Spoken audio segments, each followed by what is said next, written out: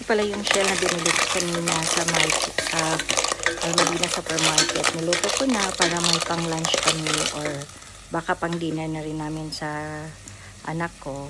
Kaya niluto ko ng maaga habang naglalaba at naglilinis ng ref namin.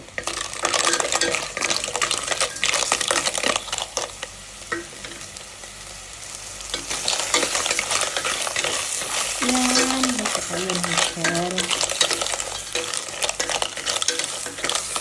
Kasi every week kailangan ng outing tayo. So, kanina nag-fish market ako. Medyo may fresh na shell. So, para pag-uwi ng anak ko, makakain din siya.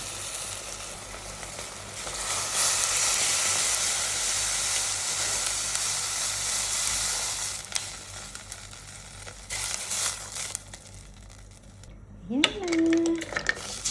Kuloyin na ng konti. Tapos,